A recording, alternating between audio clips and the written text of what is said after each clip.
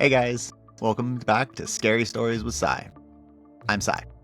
So, this is actually my second time recording this. I just finished recording everything where it did not go well. I got through the entire thing and found out that apparently I didn't actually record any of my voice. I just got this new microphone. It makes me sound so much better. I mean, don't get me wrong, I love this guy, but this thing is just awesome.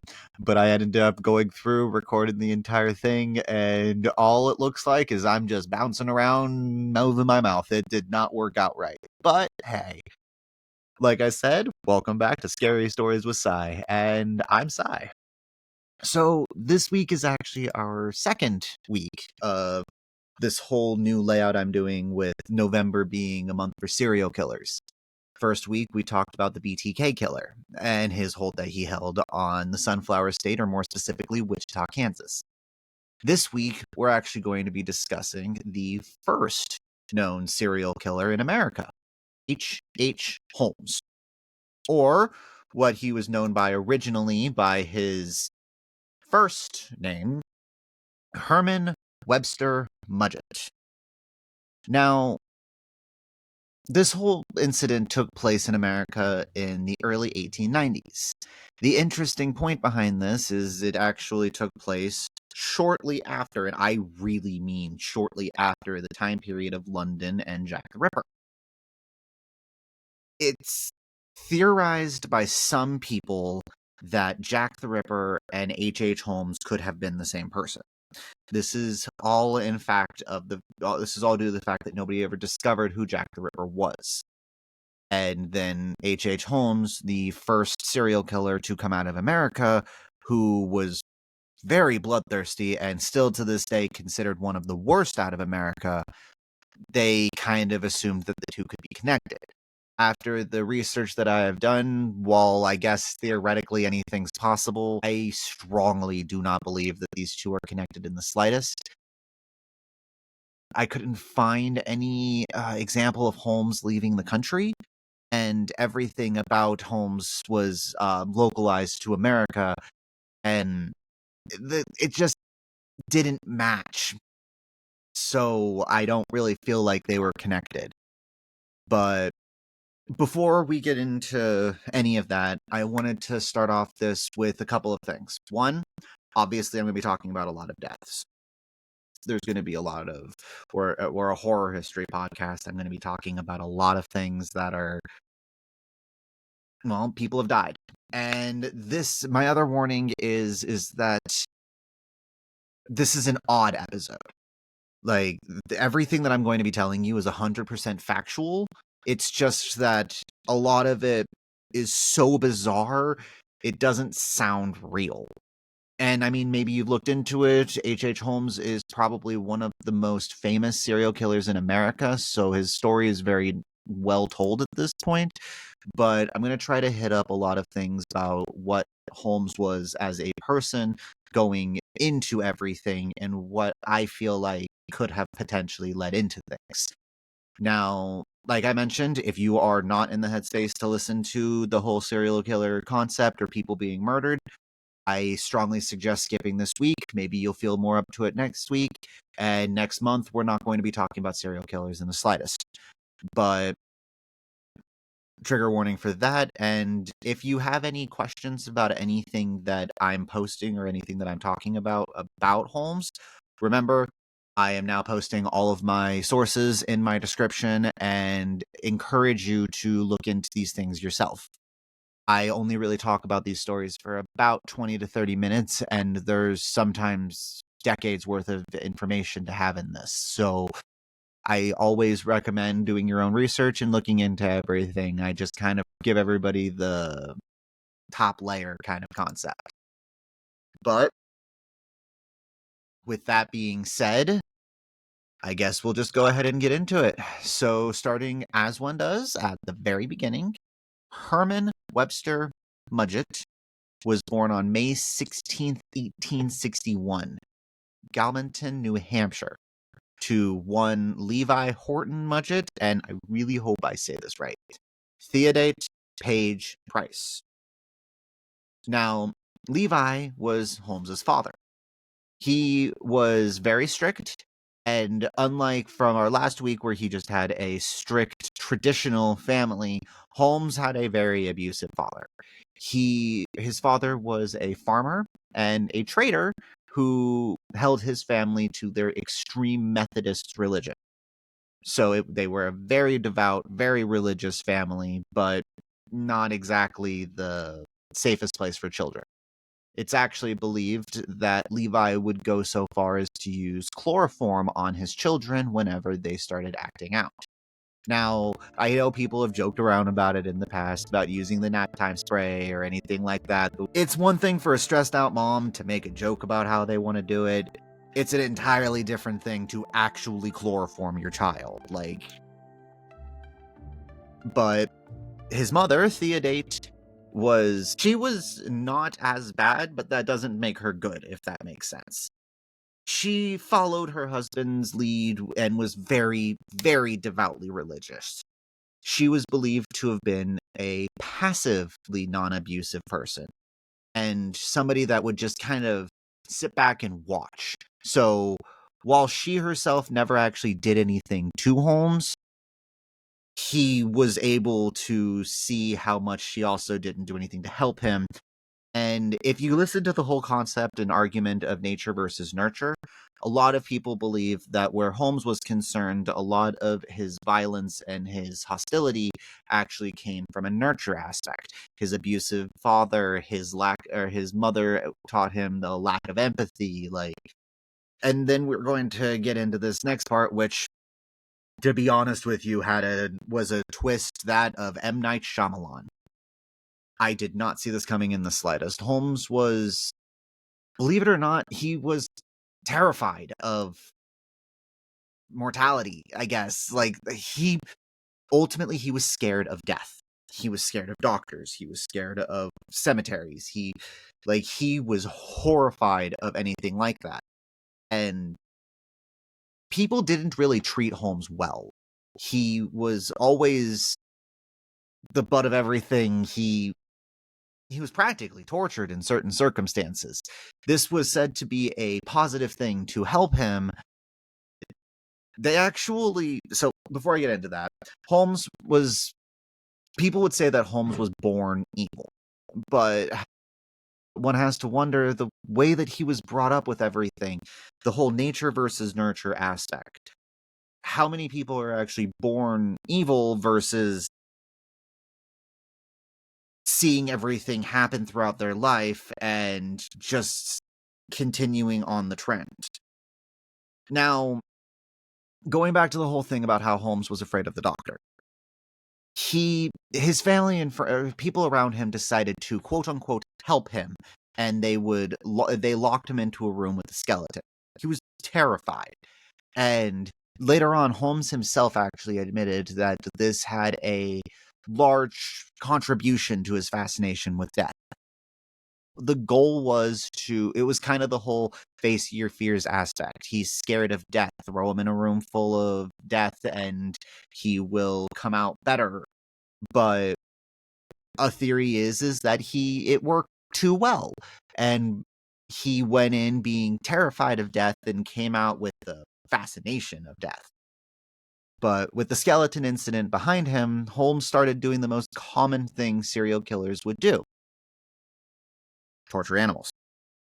Now, this within itself is not proof that a child will become a serial killer. But it also isn't.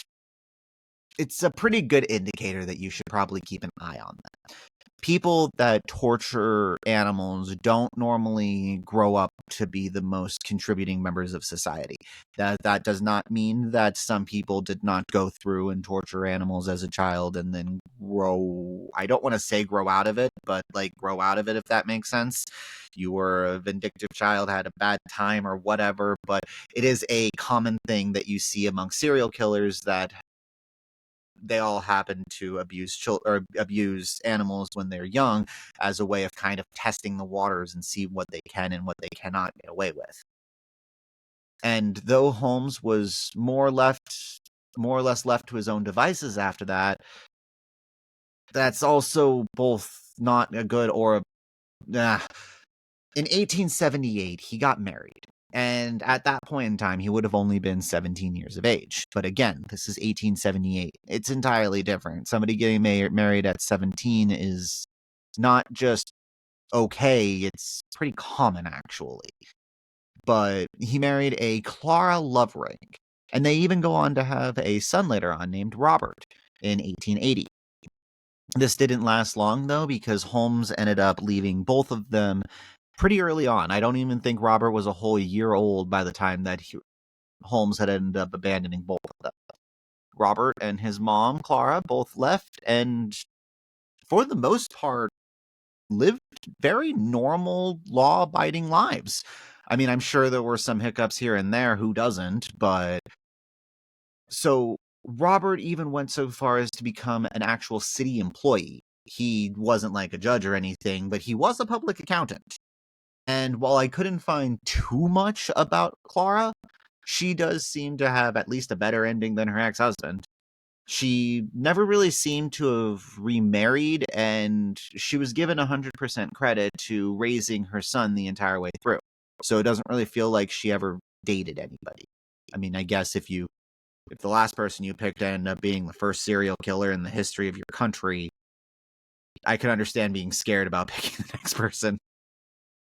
But regardless, it is now 1882, and Holmes has entered into the University of Michigan's medical school. Here is where he starts committing fraud. And he doesn't just commit fraud like a normal person would. No, he has to put on a spectacle about it. He created whole fake insurance claims. Then he would steal cadavers from the medical school that he went to, and he would use the cadavers to stage accidental fake deaths. So that way he could then collect the insurance claims from them and never even have to worry about the person because, well, they were never alive in the first place. It isn't until 1884 that people start to suspect him. Now, he just graduated from medical school, and now everybody starts to suspect him for everything that he's doing. What's the smart thing that he does? Changes his name and flees. Now we actually have the official Henry Howard Holmes. Holmes was a person that was very quick to dodge the law, but whenever he had a problem, he would just move on to the next place. And this next place in line was Chicago. After Holmes got to Chicago, he met a woman and ended up working for her at a pharmacy. Woman ended up having a husband that was very sick, and her husband live in the apartment above the pharmacy. A couple of years go by, and Holmes ended up becoming very financially well off and actually purchases the pharmacy and the building itself from her, but giving her the apartment upstairs. Sounds like a real upstanding thing to do. He ended up letting them live there for free. It was supposedly because of the fact that she helped him out whenever he got there and how close they had gotten. And then they just disappeared. Just 100% vanished. And if this had been anybody else, I would argue that maybe they just left. Maybe they decided to take her husband to closer to a hospital. He was sick. Maybe things were deteriorating and they just left quickly. They were close to Holmes.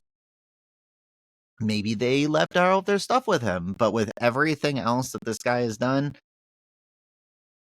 it has not been confirmed, but it's not that far of a stretch to talk about the fact that he probably killed them. And he ended up now having the entire place. So Holmes ends up getting rid of the woman, her husband, and they just have everything there.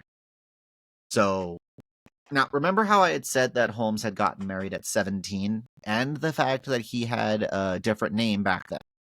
Well, now he's practically a new person. It's, again, the 1800s. It's the late 1800s, but still. Computers aren't a thing yet. There's no real interconnection system. When he changed his name and hopped to another country or to another state, he might as well have gone to another country. He ended up remarrying, and he married a woman named Myrta Belknap. This happened in 1887, and very shortly afterwards, he bought the lot directly across the street from his pharmacy, and this is where he began the construction on his murder castle. Now, I don't know if he just got lucky, I guess is a good word for it, and the World's Fair showed up, or if this was part of his plan the entire time, because this next part is pretty much as premeditated gets. Now, the year is 1891, and Holmes has finally finished construction on his murder castle. And it is primed and ready to take people out, and as many as possible in the way that it was supposed to. It is armed with trapdoors, secret passages, soundproof rooms, basements with vats of acid that people can be dropped into through some of the trapdoors, cremation facilities, dissection tables. And this place was intense. Like, there were just jigsaw eat your heart out kind of concept. There were just so many graphic and brutal ways to kill people here. And then he used the World's Fair to start luring victims into his maze of death. Now, the World's Fair was a festival to show off the innovations of countries from around the world. The World's Fair, which was held in Chicago, was a massive turnout, and a lot of them decided to stay at the World's Fair Hotel. It just fit. And the guy running the place was super nice.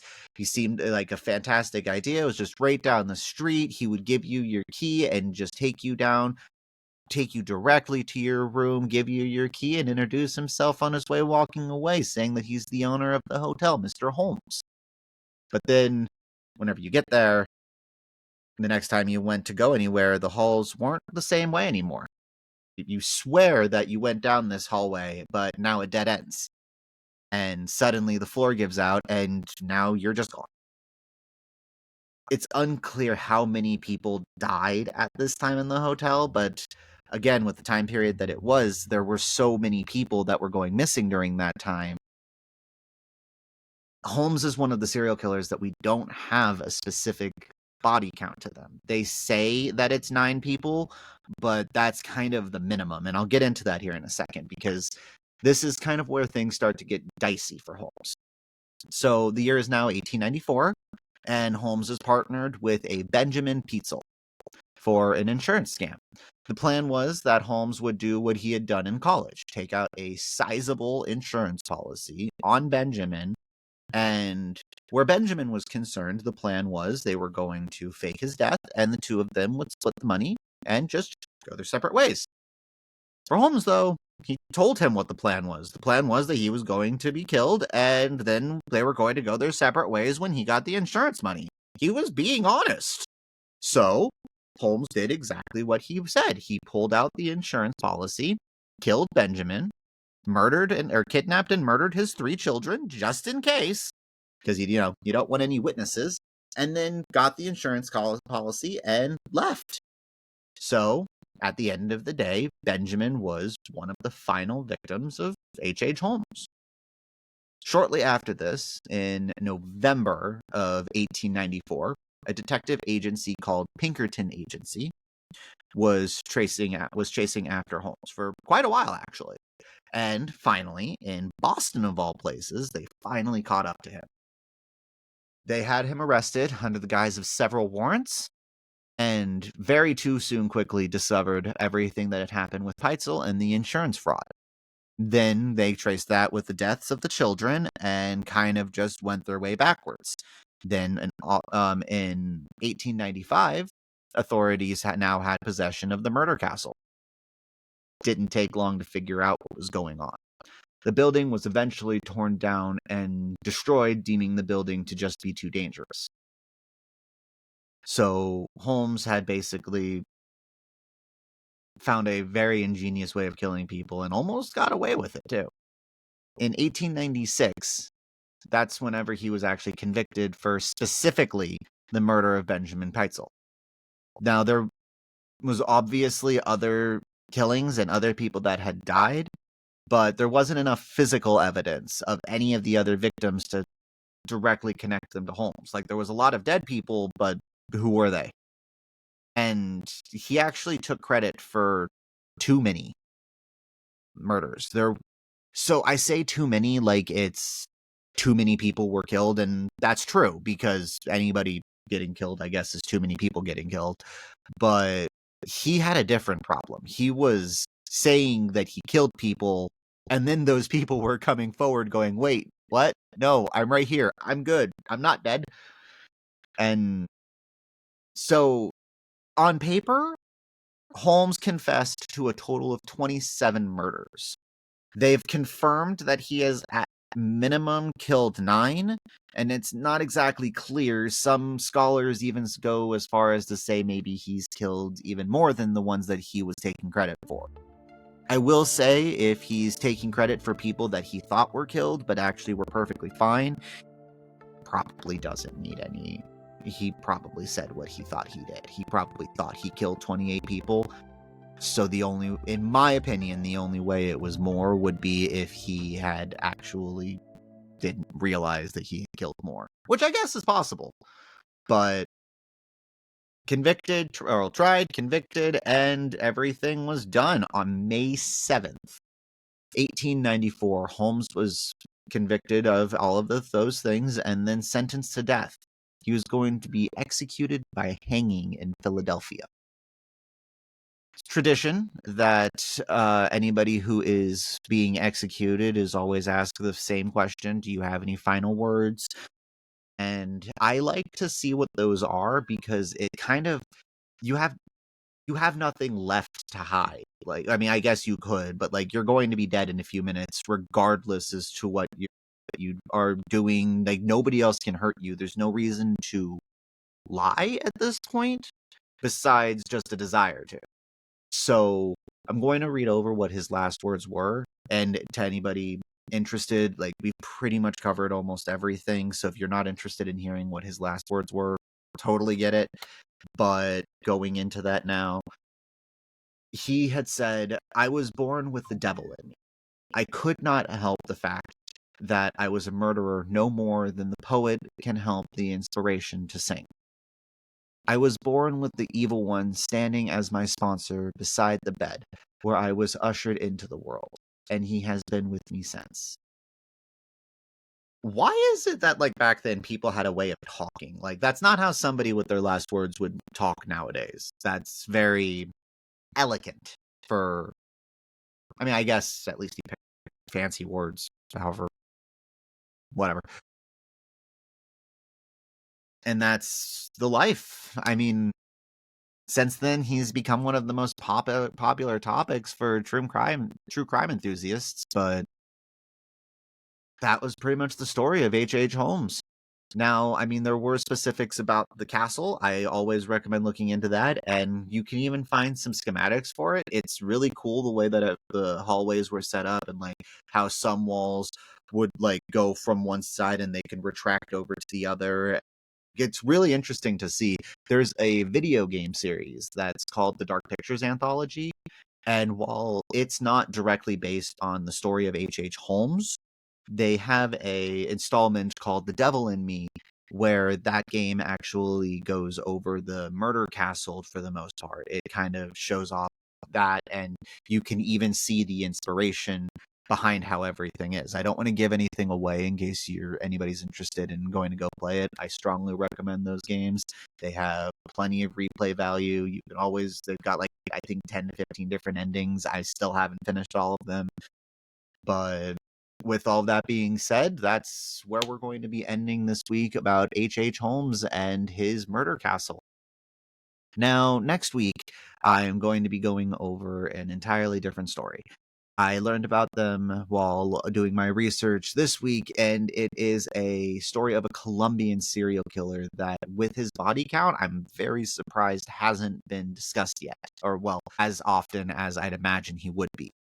People always look at ones like BTK Killer and H.H. Holmes, who BTK only had a kill count of 10, and H.H. Holmes had an unknown amount of murderers, whereas Pedro Alonso Lopez of Colombia has a murder count over 300 people.